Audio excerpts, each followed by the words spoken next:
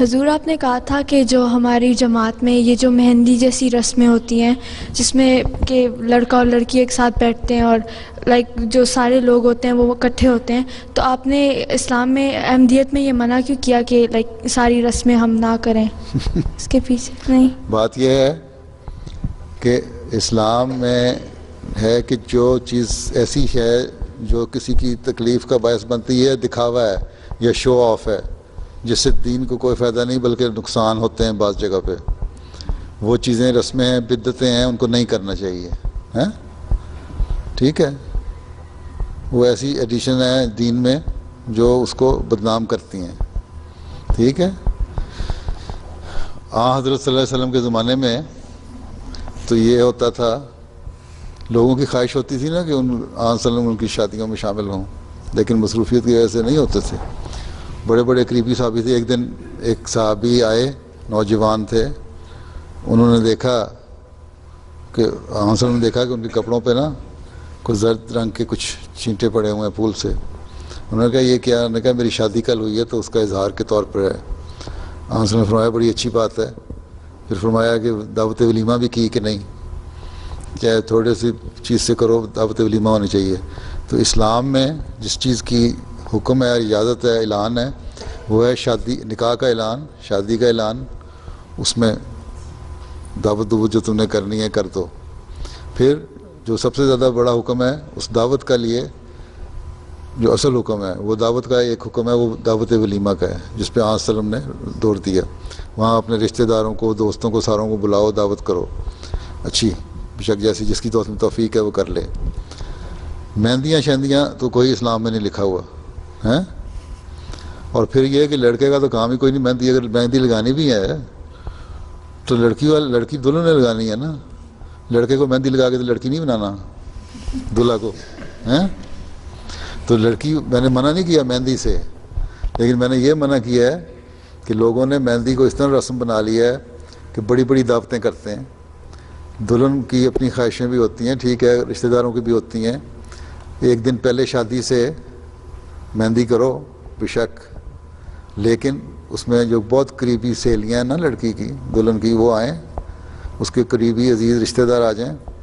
اور اگر بہت بڑا خاندان ہے اور گھر میں نہیں ایک جگہ ہو سکتے تو چھوٹا سا فنکشن کر سکتے ہیں تم ہال لے کے کہ جس میں گیدرنگ ہو. لیکن یہ نہیں ہے کہ اس میں دوست اور بے تحاشا لوگ ارد گرد کے، پیس ولیج میں شادی ہو رہی ہے تو پورا پیس ولیج اور بورڈ آف پیس اور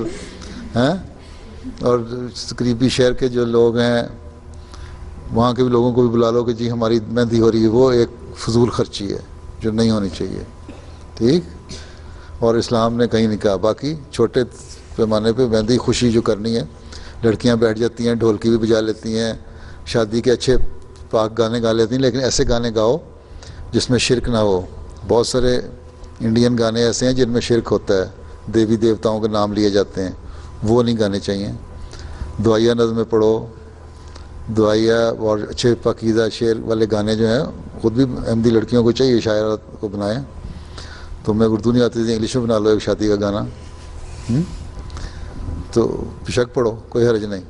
ٹھیک ہے.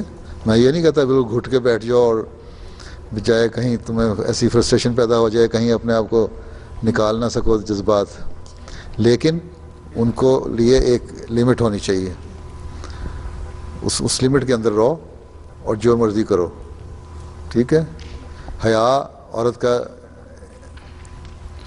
ایک بہت بڑا زیور ہے، اس کو حفاظت کرو حیا کی. اب اس نے کہا نا دلہنیں آ جاتی ہیں، اب جو دلہنیں اس طرح آ جاتی ہیں اس کا مطلب حیا نہیں ہے اس میں. ٹھیک ہے. حیا ہمیشہ عورت کی عزت بڑھاتی ہے. ٹھیک ہے نا. عیسائی عورتیں بھی پہلے بڑی حیادار ہوتی تھیں، لباس بھی ان کے لمبے ہوتے تھے، جو ان میں خاندانی ہوتی تھیں ان کے لباس اور بھی اچھے ہوتے تھے، بازو لگے ہوئے، اسکارف پہنے ہوئے. یہ تو آہستہ آہستہ عورت کی آزادی. بلکہ انگلینڈ میں ایک عیسائی عورت نے لکھا ایک آرٹیکل، اس نے لکھا ہے کہ یہ مرد جو کہتے ہیں نا آزادی، عورت کو آزادی دو اور ان کو جو چاہیں پردے اتار دو، ان کے لباس ننگے کر دو. اصل میں یہ عورت کی آزادی نہیں چاہتے مرد، بلکہ اپنے آپ کی جو خواہشات ہیں ان کو پورا کرنا چاہتے ہیں. ٹھیک ہے. اور عورت، اس نے لکھا ہے عورت ان کے ہاتھوں بیوقوف بن جاتی ہے مردوں کو. اس لیے عورت کی اپنی ایک سینکٹیٹی جو ہے تمہیں بہرحال ایک مہندی عورت کو بڑا چیسٹ ہونا چاہیے، اس کا خیال رکھو، ٹھیک. باقی لڑکے کے لیے جو لوگ مہندی کر لیتے ہیں، بعض ایسے بھی لوگ ہیں جو 5 دن مہندی کی دعوتیں کرتے ہیں، وہ غلط ہے، فضول خرچی ہے. تم ذرا سوچو، افریقہ میں، پاکستان میں بہت سی غریب لڑکیاں جن کو شادی کے لیے جن کے پاس 2 جوڑے بھی نہیں ہوتے. تمہیں اگر چاہیے تو ہمدردی، اللہ تعالیٰ نے کہا ہے نا قرآن کی میں بھی کہ دوسروں سے ہمدردی کرو، دوسروں کا خیال رکھو. تو اتنے پیسے خرچ کرنے تو ان کو دو ہیں. تم لوگ اگر $500 دیتے ہو کسی تھرڈ ورلڈ میں کسی احمدی لڑکی کی شادی کے لیے، کسی غریب بچی کی شادی کے لیے، تو پاکستان میں وہ $50,000 بن جاتا ہے. تو تھوڑی سی غریبانہ شادی ہو جاتی ہے. وہاں تو بیچارے 1 سالن بھی نہیں کھا سکتے، اور تم لوگ یہاں اتنی دعوتیں کرو کہ کھانا ہی ضائع ہو جائے. تو یہ تو پھر فرق کیا ہوا احمدی اور دوسروں میں؟ اب یہ جو ویسٹرن ملک ہیں جتنے، یہ دیکھو یہاں کتنی امیر لوگ ہیں، ملک بھی امیر ہیں، پیسے بھی امیر ہیں، لوگوں کے پاس ہیں، حکومتیں بھی اور لوگ بھی. لیکن اور پھر یہ کہ کہتے ہیں ہم تھرڈ ورلڈ ملکوں کی، غریب ملکوں کی مدد بھی کرتے ہیں، لیکن وہاں بھی جہاں ان کے اپنے ویسٹرن انٹرسٹ ہوتے ہیں وہیں مدد کرتے ہیں، باقی نہیں کرتے. ٹھیک ہے. اور ان کو بھی اتنا دیتے ہیں کہ بس تھوڑا سا کھاؤ، زندہ رہو.